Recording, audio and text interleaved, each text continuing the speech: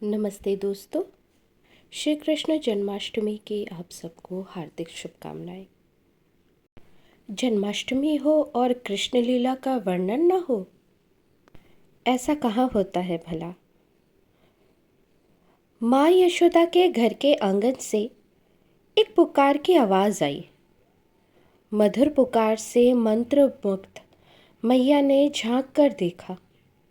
आहा, क्या ही अद्भुत सौंदर्य था उस नारी का। और उसके स्वर, आहा हा हा हा, वो तो अत्यंत मधुर।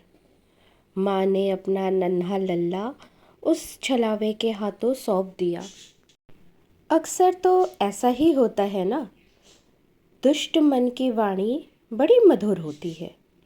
उनकी चिकनी चुपड़ी मधुर वाणी के सम्मोहन में हम मन उन पर उड़ेल देते हैं, और जिसका नुकसान हमें बाद में पता चलता है।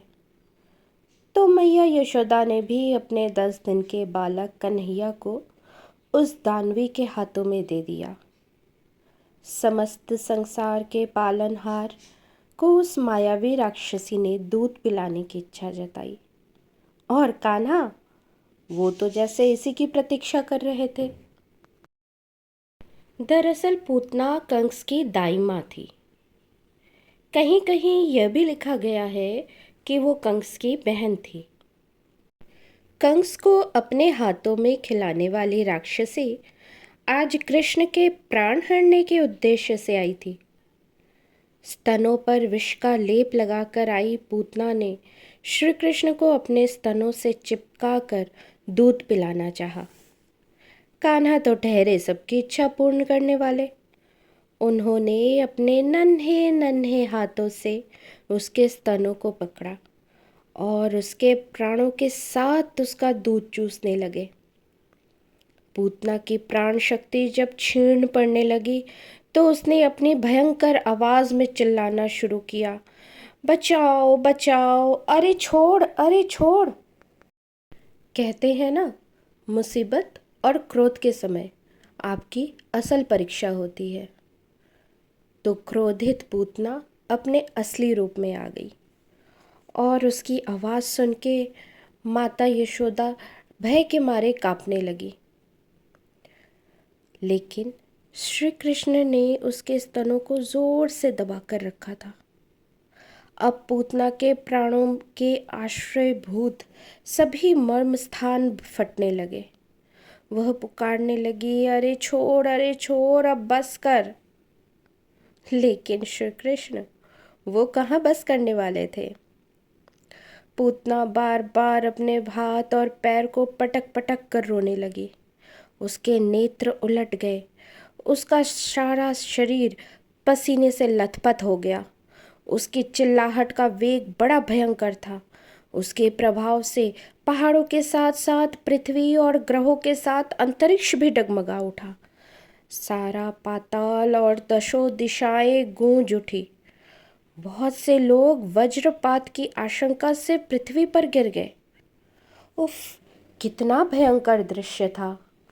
वह रोते चिल्लाते आकाश की ओर उड़ने लगी, परंतु श्री कृष्ण ने उसे नहीं छोड़ा और वह धड़ाम से गिर पड़ी। पूतना के शरीर ने गिरते गिरते भी 6 कोस के भीतर के वृक्षों को कुचल डाला था। यह बड़ी ही अद्भुत घटना हुई थी। पूतना का शरीर बड़ा भयानक था। उसके मुख हल्के समान तीखे थे और भयंकर दाढ़ों से युक्त थे। उसके नथुने पहाड़ की गुफा के समान गहरे थे और स्तन पहाड़ से गिरी हुई चट्टान की तरह बड़े बड़े थे। पूतना के उस शरीर को देखकर सबके सब ग्वाल और गोपी डर गए। उसकी भयंकर चिल्लाहट सुनकर तो उनके हृदय, कान और सर पहले ही फट रहे थे। जब गोपियों ने देखा बालक श्री कृष्ण उसकी छाती पर निर्भय होकर खेल रहे हैं, तब वे बड़ी घबराहट और उतावलने के साथ झटपट वहां पहुंच गए और श्री कृष्ण को उठा लिया। इस चमत्कार को देखकर वहाँ के सारे ग्वाल बाल, नंद बाबा और यशोदा माँ वो समझ जाते हैं कि ये कोई साधारण बालक नहीं है। यह तो तारनहार है। यह कंस के अत्याचारों से हमारी रक्षा करने के लिए ही आया है। माता यशोदा ममत्व वाले प्रेम के साथ श्री कृष्ण को अपनी गोदी में उठा लेती हैं, उनकी बलैया लेती हैं और बार बार प्रार्थना करती हैं, उनकी लंबी आयु की कामना करती हैं। कितनी अनोखी बात है। जो सबके जीवन मृत्यु के कारण हैं, उनके जीवन की रक्षा की कामना